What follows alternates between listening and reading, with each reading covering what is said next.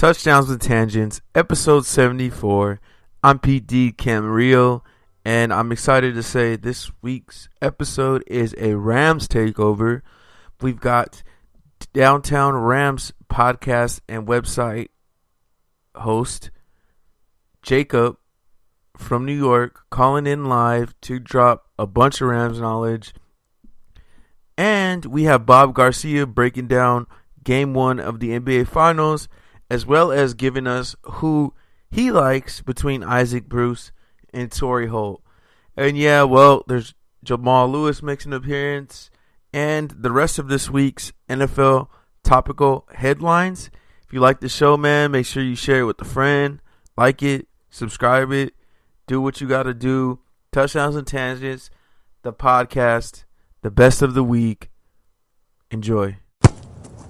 Yeah. All right, man. So I have to ask you this. Like, I know you have Rams legends on the show, so I really want to know who is your white whale? Like, who would you really like to interview in Rams present or history? Wow. That includes St. Louis. Is this like possible, or is this like dead or alive? Like, let's go like, dead or alive. Yeah, dead or alive. Deacon Jones. Because that's a great one. I just think that would be so cool. Actually, no, you know what? I'll go with Merlin Olsen. I interviewed his brother, Phil. Great guy.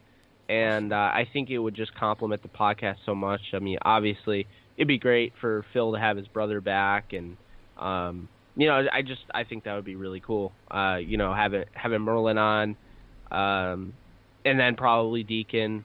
But, I think it's really cool. Basically, guys, what I'm trying to do is every Thursday I want to have a former Ram. It could be of any time frame. Obviously, it's only alive, unfortunately. So Adam Archuleta?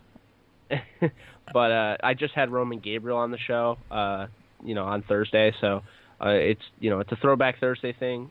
Cool. I couldn't hold back, having Roman Gabriel on, but it's going to be like a kind of a mystery bag. You're not going to know until I upload it. So no teasing or anything like that. So it's going to be hard for me to contain myself because I'll be getting all these different Rams and it'll be fun. But yeah, it was just some idea I had and I just want to roll with it. And another question I have before I hand it over to KB. How did you fall into the Rams? Like, how did you become a fan of the Rams? Like, like you said, you're in a whole other time zone, basically covering the ins and outs of this team. So obviously there's a passion. Where did that come from? Yeah, no, and that's a great question. I actually tell everyone this. So basically my dad is the reason I like all the teams I like except for the Vegas Knights. I just picked them because, you know what? I don't really have a hockey following in this family, so it's a great story. I picked my my hockey team, but with the Rams, my dad lived in Irvine, California, and he actually grew up next to Jim Youngblood. Okay, so the legend, not Jack, and they're not even related. That's the funny really, thing, but they were on the same team. Yeah, So Jim Youngblood, linebacker, and number 53. And my dad, had that experience with him, obviously, to last a lifetime, meeting him, obviously getting to live that close to him and everything. And, that made him want to root for the Rams. And, I mean, they were in Irvine, California, so it was perfect time and everything. And then, of course, my grandfather moved him back to upstate New York, which was, honestly, guys, and to any upstate New York fans listening, I apologize, but I can't imagine going from Irvine, California to upstate New York. Like, that's like, I need to think of something. Like, that's like, honestly, perfect example.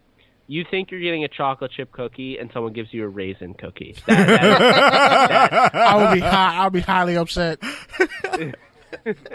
That is the example. I know I've lived here my whole life, but I actually just had a chance to venture out to the West Coast with my father, trying to plant that seed in LA.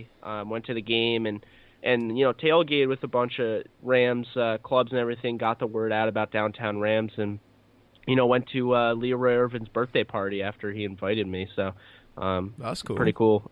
For those of you who don't know, he's a Rams legend, cornerback.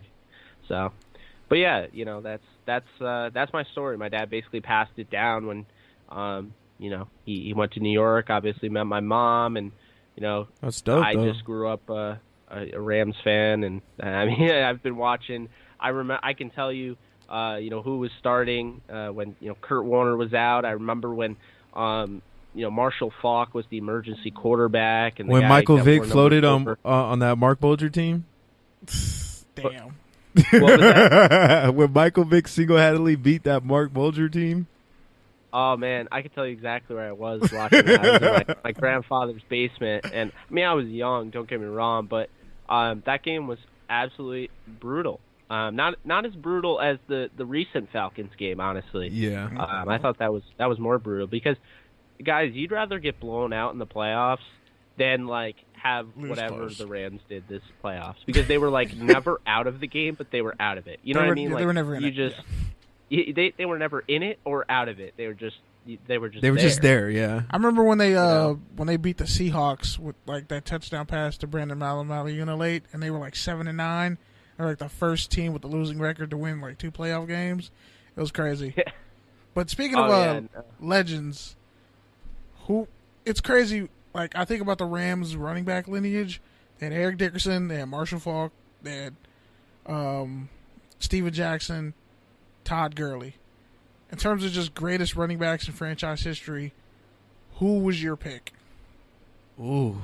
For greatest St. Louis and LA, greatest running back in franchise history. This is easy for me. A career. I know it shouldn't be. Just the Rams' career. But it's Marshall Faulk.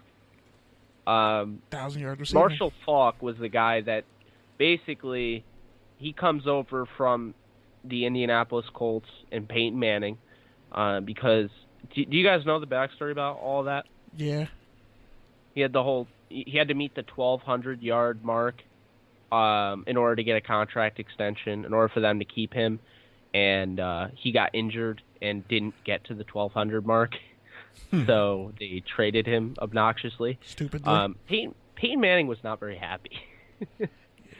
He had Adrian James.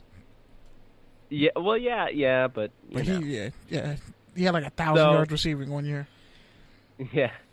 So they trade him to the Rams, and I mean that once that happened, it was just everything came together. I mean, and the thing. Obviously with the greatest show on turf, you need a left tackle like Orlando Pace. You need a receiver that gets open as much as Isaac Bruce. You need your big game Torrey Holt.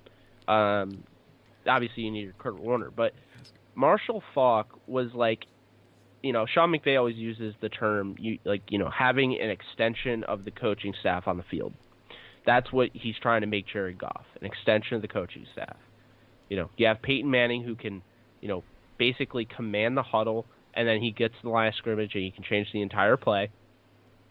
And, I mean, Marshall Faulk is literally like another quarterback on the field. I just don't think people realize how intelligent he is, how intelligent he was.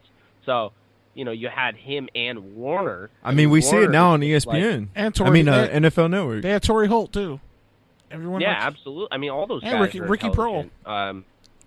So, I think the thing with Faulk is he was there, with the team that won the Super Bowl. Dickerson never won a ring. I know Todd Gurley to me it's too early for Gurley, but he is on the right track because he found McVay early on. I know he had that bad year, but I'll tell you what, a lot of that actually was on him. I'll tell you that he did actually miss a ton of opportunities, but there were a lot of times also where he was hit as soon as he got the ball 5 yards behind the line of scrimmage. So, it was just a rough year. I think he was shell-shocked, to put it bluntly. And, his first year, obviously, rookie year, he comes on strong. And then this past year, I think you saw the best running back in the league. And I don't think we've seen anybody like that since Adrian Peterson, vying for Eric Dickerson's rushing record. And the reason I say that is because you had somebody that was the best offensive player in the NFL. He won Offensive Player of the Year. He didn't win MVP. He didn't win MVP because he didn't throw a football. But, fair. Marshall Faulk, I mean, that is exactly how you want to use your running back if you can. And Marshall Faulk was that 1,000-yard rusher, 1,000-yard receiver, unbelievable route runner. He just did so many. I think he was just a better player than Dickerson. Dickerson might have been a more dominant runner, but when you get the total package, that's Marshall Faulk. And, the thing with Gurley and why I think he has a chance is because, Gurley, I saw a quote out there that, Jeff Fisher wanted Gurley to be Eddie George. And Eddie George was good, but come on now. He's not. He's nowhere near Tom Gurley. He's not like a legendary running back. When he's you not tell even the Steven story Jackson. with running backs, you probably don't even name him. So at the end of the day, Jeff Fisher wanted to turn him into Eddie George. Sean McVay had a plan for him to basically be like Marshall Faulk. But the difference is, guys, you're talking about a 6'1", 225-pound running back playing like Marshall Faulk, and that's just not normal. So I think he has an opportunity. I think he also has a lot of Steven Jackson in him, who needs to get a mention here, because I think Jackson honestly has an argument. I really do. He's the all-time leading rusher in franchise history, and he had a 90-catch, 880-yard season or something like that. Yeah, well, he was great. The problem is, and I was just saying this earlier to the guest that I just recorded for the next Thursday. What it comes down to is this. He did not play with a stout offensive line. He did not play on a great team. Sure didn't. So he didn't get all the credit, and everyone that talks about beast mode, I mean, that should have been Steven Jackson. That should not have been Marshawn Lynch. Jackson was doing Steven that Jackson. long before Lynch, So he was doing it better, arguably. Yeah, I mean, yeah, exactly. 90 Jackson catches? was just that guy that, mainstream media didn't really know, but, the real football fans knew how good he was. But, when you talk to the casual fan, they'd be like, yeah, he wears 39. He made 39 a cool number. Yeah. All right, last question. Last question for you. Bruce? Let's make this one quick, because it's been an ongoing beef here on our show. Because he's a Hall of Famer, and I'm tired of people disrespecting this man's name. So, you need to score from the red zone, or you need a first down. Who are you taking? Isaac Bruce or Torrey Holt? I thought you were going to say Hines Ward, but okay. Isaac Bruce or Torrey Holt? Yeah. In their prime. Isaac Bruce. Thank you. 15,000 receiving yards. He's better than Hines Ward. I'm going to say it right now. Isaac Bruce is the most underrated football player in the history of the game. Because wow. it is so unfair Ring the bell. that Terrell Owens gets in, that he has to wait his turn. I mean, you're talking about one of the greatest, honestly, one of the greatest route runners of all time. You talk about one of the greatest rack guys, run after the catch guys of all time. You're talking about a guy that has a ring. I heard somebody, I was talking about this at work, and I forget who I was talking with, and someone said, yeah, but he doesn't have a ring. You have a bunch of people out there that literally wouldn't put this guy in because they don't think he has a ring when he does. Yeah, he it's lazy. Scored the game-winning touchdown that won them their only Super Bowl. So, I also don't want to hear the whole Kurt Warner was the reason and the greatest show on turf is the reason. No. Guys, I'll tell you right now. He walked into a great situation. Chris Miller and Mark Ripien were the quarterbacks the year he had over 1,700 receiving yards. Also did not make the Pro Bowl. And he didn't have the most yards that year because Jerry Rice existed. So he played in the era where he was overshadowed by Jerry Rice, but the fact of the matter, this guy was unbelievable, and people don't even look at him as if he's a Hall of Famer. And then it just Torrey blows Holt. my mind. All right, so before we let you go, why don't you go ahead and plug your podcast, where they can find you, your work, website, all that stuff. Yeah, of course. I appreciate you guys having me on and letting me beef a little bit about Isaac Bruce. We could tell you wanted to get that out. Thank you. I thought I was the only one. He really thinks no. Hines Ward is better than him. I got a pretty good article out there, basically, breaking that all down if you ever want to check that out. But no, thank you so much, guys, for having me on. For those of you that are listening, my name is Jake Ellenbogen. If you missed it earlier, I do run Downtown Rams. It's a brand, as a podcast, as a website. You can find all the content there, downtownrams.com. We post